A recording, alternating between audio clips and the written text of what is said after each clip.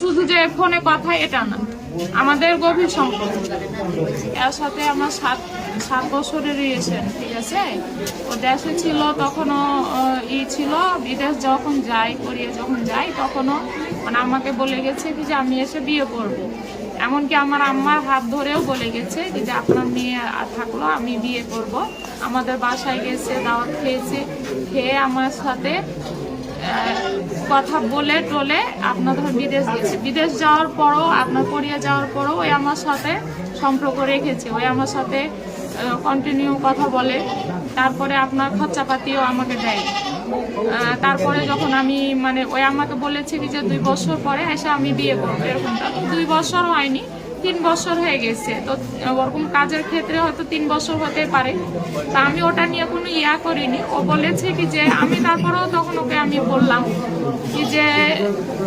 বললাম কি যে আমার এরকম আছে, আমি তুমি তো চলে গেছো, তুমি তো যেহেতু বিয়ে করতে হবে, তাহলে অনেকে তো এখন ফোনে বিয়ে করে রাখছে, তাহলে আমার এখনো ফোনে বিয়ে করে রাখো। তো বলছে কি যে ফোনে বিয়ে করবো, তো ঠিক আছে তাহলে ফোনে বিয়ে করো। তো আমার বিয়ে হওয়া ছিল, তখন আমাকে বললো কি যে আমার ওই স্বামীর সাথে কোনো সম্পর্ক ভালো না, ওর সাথে আমার যোগাযোগ ছিল না, আমার সাথে মানে টাকা পয়সা খরচ করতে কিছুই দিত না, কথাও হতো না। তখন বললো কি যে ওর সাথে মানে থাকলে তো আর বিয়ে শাদী করা যায় না, ওর সাথে ডিভোর্স করে না, তারপরে তখন আমরা বিয়ে শাদী করবো। তাও আমি তখন ওকে আমি ডিভোর্স দিয়ে দিই। ডিভোর্স দেওয়ার পরে তখন আমি তখন ওকে বলি যে হ্যাঁ তাহলে বাসায় তাহলে জানাও, জানিয়ে তখন ফোনে বিয়েটা করে নাও।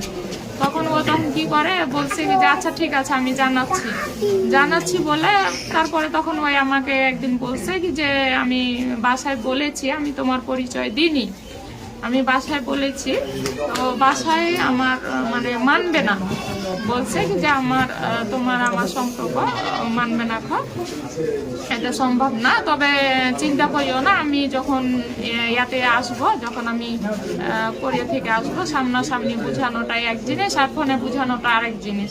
তো আমি সামনাসামনি আসবো, আসা তখন আমার মা বাপের সাথে কথা বলে তখন আমরা বিয়ে শাদী করবো। তা আমি প্রশ্ন করলাম কি যে আমাদের বিয়েটা তো মানে স্বাভাবিক না, সম্ভবই না, কেউ মেনে নিবে না, তো এটা কিভাবে, যদি তোমার বাবা মা মেনে না নেয় তাহলে কি করবা? তো আমার বলছে কি যে তাহলে কি করবো, আমার যদি বাবা মা মেনে না নেয় আমি তো তোমাকেও ছাড়তে পারবো না, আমার বাবা মাকেও ছাড়তে পারবো না, ঠিক আছে।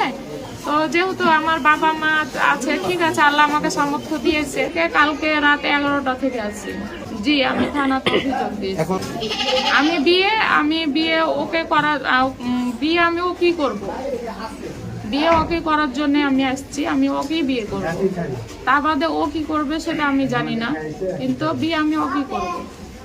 আমার মেয়ে আছে, মেয়ে ছেলের কারণেই ওকে আমি ছেড়ে দিয়েছি।